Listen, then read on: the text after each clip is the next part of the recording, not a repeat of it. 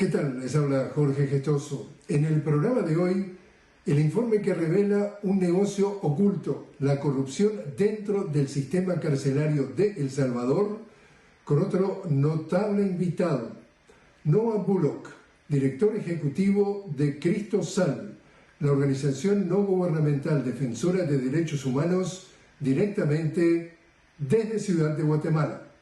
Noah Bullock, una cálida bienvenida al programa. Es un gusto. Hola Jorge, ¿qué tal? ¿Cómo está? Noah, tu organización, estamos hablando de Cristo Sal, tú eres el director ejecutivo, acaba de revelar un nuevo informe bajo el título de Régimen de corrupción, el negocio oculto en las cárceles del sistema penitenciario de El Salvador.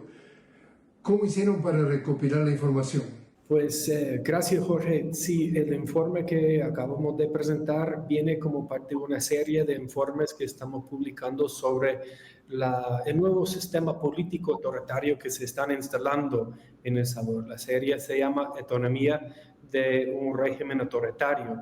Y este informe se basa en cientos de testimonios de personas que fueron privados de libertad durante el estado de excepción en El Salvador, familiares o operadores, personal que trabaja en centros penales, en hospitales que pudieron ayudar a constatar la información de los relatos. Ahora, ¿han podido detectar hasta qué punto, hasta qué niveles, porque estamos hablando de corrupción dentro de las cárceles, desde los niveles más bajos, pero cuánto se sabe a los niveles más altos políticos dentro del gobierno? ¿Se ha podido detectar algo?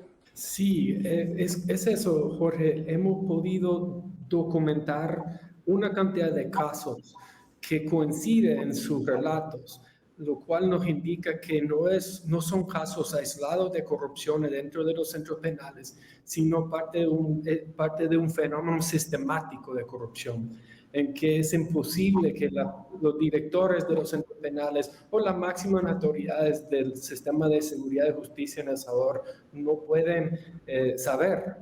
Entonces, no es un fenómeno aislado, sino que una práctica. Lo que ha pasado prácticamente es la opacidad, la secretividad del sistema de centros penales impuesto durante el régimen de excepción ha creado condiciones en que se ha formado una economía ilícita dentro de los centros penales. Dentro de la situación, estamos hablando acá de que hay un gobierno que dirige el presidente Nayib Bukele, que hace más de 3 años ha decretado el estado de excepción, es decir, apenas termina un periodo del estado de excepción, automáticamente lo renueva, es decir, en los últimos 3 años el país ha vivido bajo ese estado de excepción y eso le ha permitido, desde el punto de vista de la institucionalidad, de la legalidad, de la constitucionalidad, las denuncias es violar muchos de los derechos humanos de los salvadoreños. ¿Es así como ha operado esto? Así es. Lo que ha pasado es de que la excepción en El Salvador, la excepción a las garantías, fueron suspendidos supuestamente para combatir la corrupción, pero estas excepciones se volvieron la norma. Y en este contexto, nuestra organización ha documentado una práctica sistemática y masiva de detenciones arbitrarias, desapariciones forzadas, torturas que ha producido el fallecimiento a más de 420 personas. Y las familias y la población en general se da cuenta de estas condiciones en los centros penales. Hay personas que han sido detenidos hace 3 años y no han tenido visita ni de su familia ni de sus defensores durante todo ese periodo. Las familias no saben si siguen muertos o están vivos. Entonces, genera la demanda para esa economía ilícita. Las familias se preocupan, saben de que no le están alimentando, que no hay ropa, que no hay medicina. Entonces traen paquetes o caen en trampas de personas con pocos escrúpulos que ofrecen a cambio de donaciones o pagos visitas. Y las familias aceptan porque tienen esa desesperación de saber si está vivo o muerto su familiar. Y ha llegado el caso, por ejemplo, de pagar hasta $4.000 para tener información, a ver si está vivo o muerto, o poder llegar a ver a su familiar, a su ser querido detenido y pagarlo, y después de que pagaron la cifra, supieron que había muerto hacía tiempo. Es decir, se han dado algunos de estos casos extremos. Sí, hay testimonios en el informe de familias que dicen de que si tuviera ese dinero cuando me ofrecieron esa opción, no hubiera pagado, tanto deseo ver mi familia. Creo que para las personas que nos están escuchando ahora es importante comprender el drama que sufren las familias de personas que no han sido condenados. Estamos hablando de personas que fueron capturados hace años y han sido desaparecidos en centros penales. Y las familias pobres de las comunidades más pobres del país estén obligados a traer paquetes que valen $100, $125 al mes y a la vez mantener familias. Y todo esto quedándose en la noche preguntándose si sigue vive o no.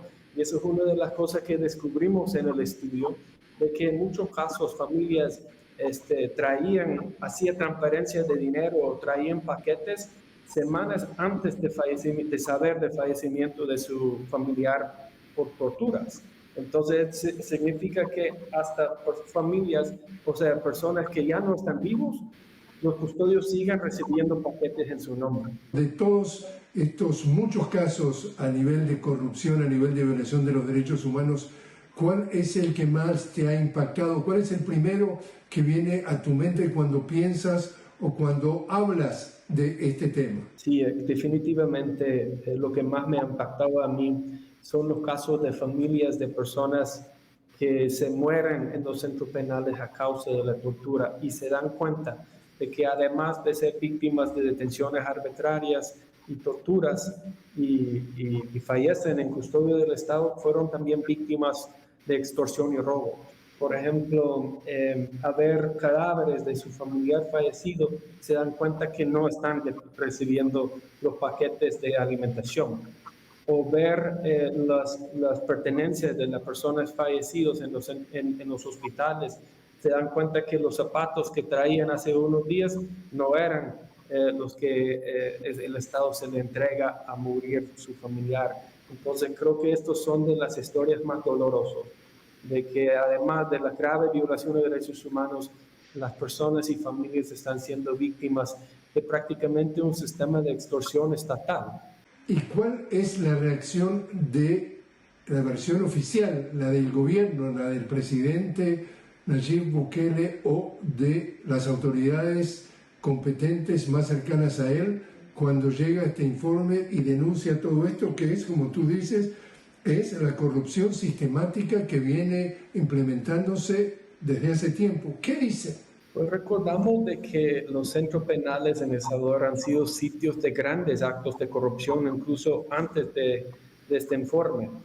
Investigaciones del Departamento de Justicia de Estados Unidos ha señalado y ha sancionado al director de los centros penales por haber facilitado las reuniones con las jefaturas de las pandillas con funcionarios del gobierno del presidente Bukele. También han sancionado el director de centros penales por haber robado víveres que eran como las ayudas durante la pandemia para las familias más pobres y utilizado los centros penales como centros de distribución y reempaquetamiento de estos víveres para la reventa en un mercado negro. Entonces, es una opacidad que existe y una impunidad que existe en los centros penales que permite también que estas familias que sufren la grave violación de derechos humanos ahora también son víctimas de la corrupción en los centros penales. Ahora, tu organización es una organización cristosal que defiende los derechos humanos, una organización no gubernamental, ha recibido también las presiones justamente por tener todo este tipo de actividades y este tipo de denuncias, a tal punto que se ha tenido que ir de El Salvador, y tú me estás hablando desde Guatemala, desde Ciudad de Guatemala. ¿Cómo piensan seguir trabajando desde el exilio? Sí, es correcto que tomamos la decisión y anunciamos públicamente hace más de un mes de que suspendemos operaciones en El Salvador precisamente por la persecución directa que hemos sufrido como organización de derechos humanos. Uno de nuestros principales liderazgos, Ruth López, que por cierto lideraba el equipo anticorrupción de Crystal Sun, está preso. Fue detenida en su casa injustamente y ha sido nombrado prisionera de conciencia. Ella, junto con su equipo, presentó más de 15 denuncias penales sobre actos de gran corrupción ante la Fiscalía General de la República. Ninguna de estas denuncias ha recibido una respuesta. Entonces, ante esa persecución y la muy poca probabilidad de poder defendernos ante una instancia imparcial, tomamos esa decisión muy difícil de reubicarnos para continuar y continuar apoyando y defendiendo incluso a nuestros colegas defensores de derechos humanos que han sido detenidos, que están ahora perseguidos políticos. Noah, te invito a hacer una pequeña pausa. Estamos hablando con Noah Bullock directamente desde Ciudad de Guatemala. Noah es el director ejecutivo de Cristo Sal, una organización defensora de derechos humanos, una organización no gubernamental. Estamos hablando a propósito del reciente informe que acaba de revelar bajo el nombre de Régimen de corrupción, el negocio oculto en las cárceles del sistema penitenciario de El Salvador. Ya regresamos.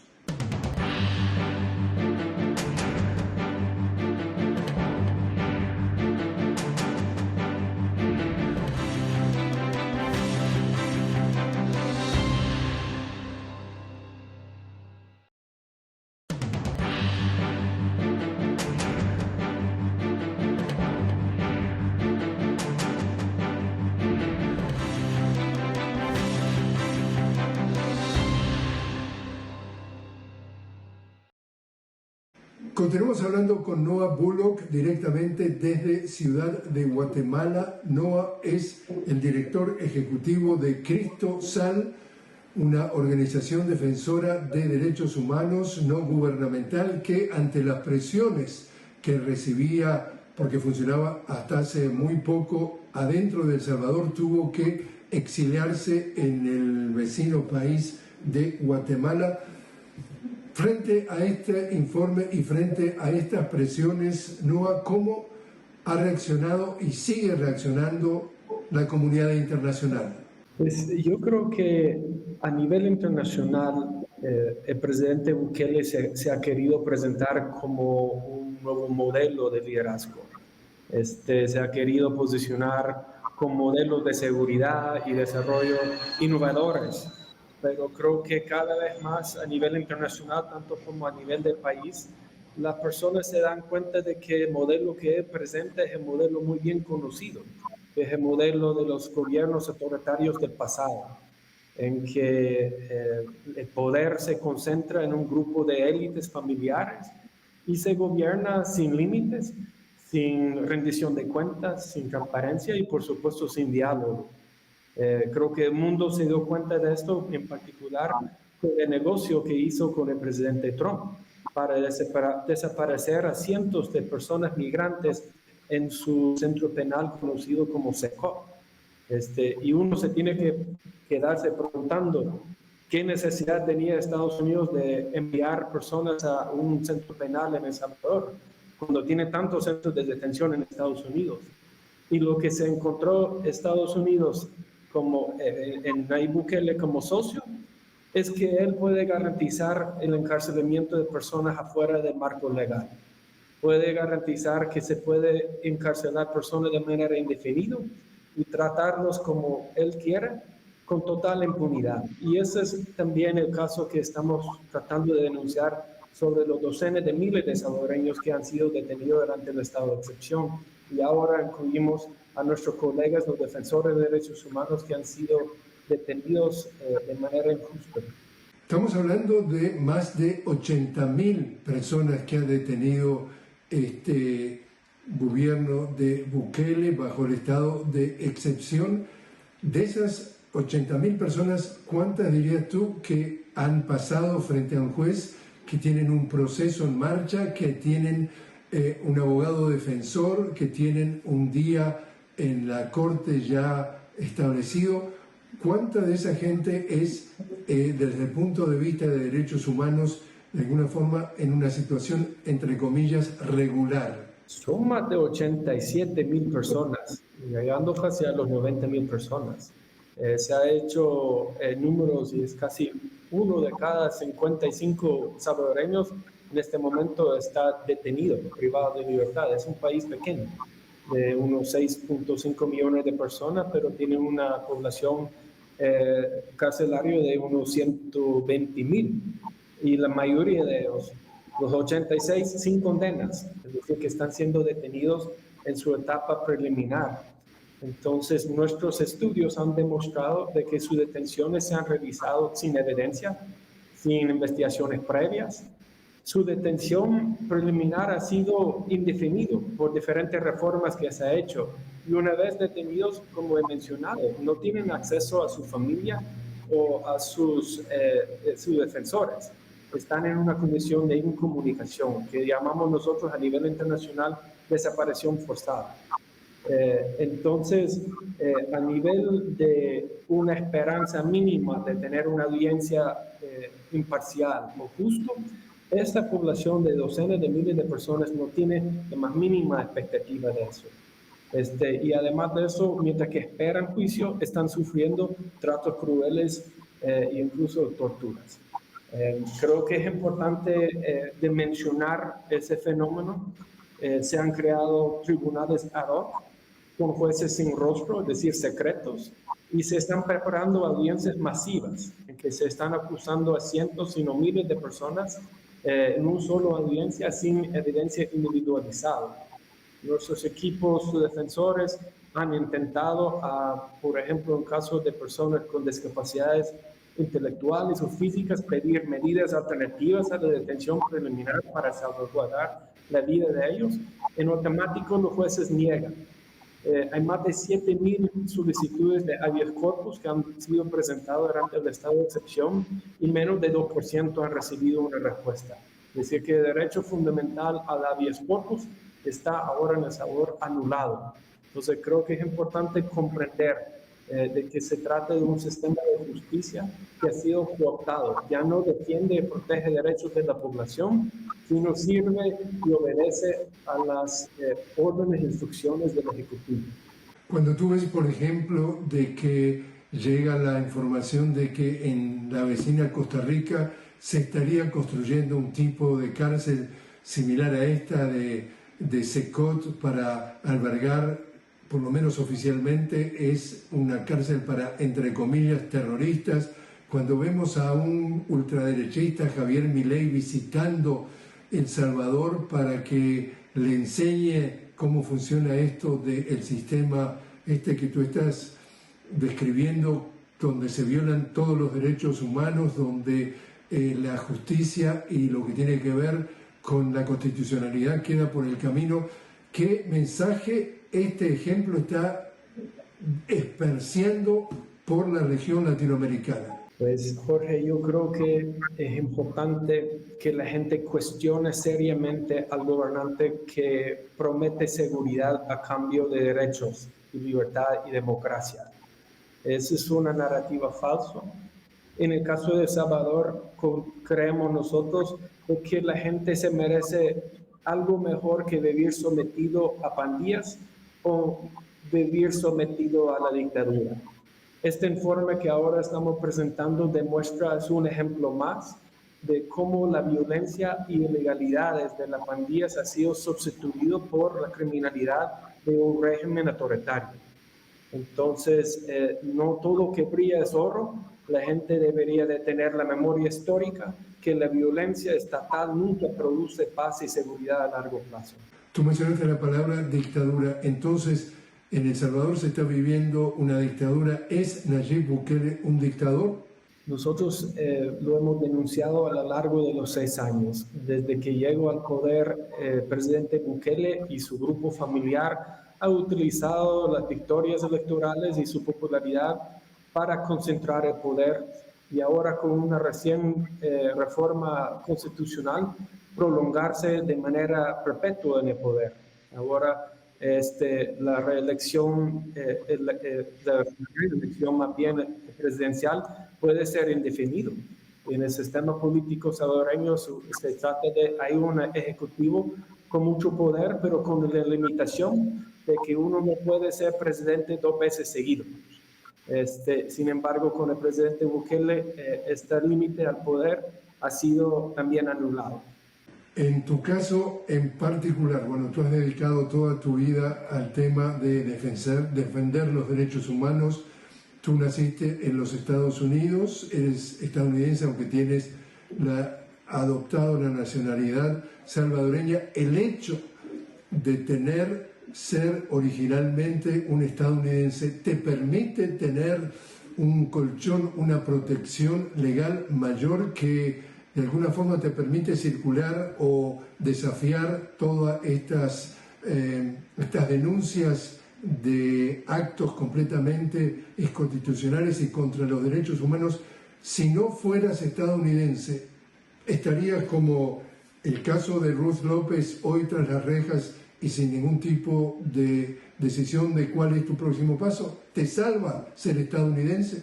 Pues Jorge, yo estoy aquí hablando con usted porque otros tienen miedo, y por todo lo que he explicado ahora, la gente tiene razón de tener miedo. O sea, lo que se ha aprendido a lo largo de los 3 años es que el gobierno de El Salvador puede detener a quien quiera, mantenerlo detenido de manera indefinida y someterlos a los tratos crueles e inhumanos que quiere con total impunidad. El miedo es justificado en El Salvador. De hecho, en encuestas, la población dice que apoya al presidente en mayorías, pero también mayorías dicen que tendría miedo de expresar una opinión no alineada con el presidente.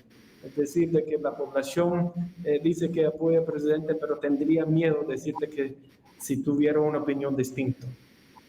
Entonces, mi rol ahora es alzar la voz, porque soñamos, yo, mi esposa y muchos más, con un futuro en que nuestros hijos y hijas pueden disentir ante una crisis moral, ante la tortura, la corrupción, la detención arbitraria, sin el temor de tener que elegir entre el exilio o la cárcel. Noah, por último, ¿cómo se puede tener acceso a este informe que, repito, el nombre es Régimen de Corrupción, el negocio oculto en las cárceles del sistema penitenciario de El Salvador? ¿Cómo quienes están viendo esta entrevista pueden tener acceso a ese informe? El informe está disponible en nuestra página web, que es cristosal.org. También puede ver contenidos audiovisuales sobre el informe en nuestras redes sociales, que sería también con el nombre de Cristosal.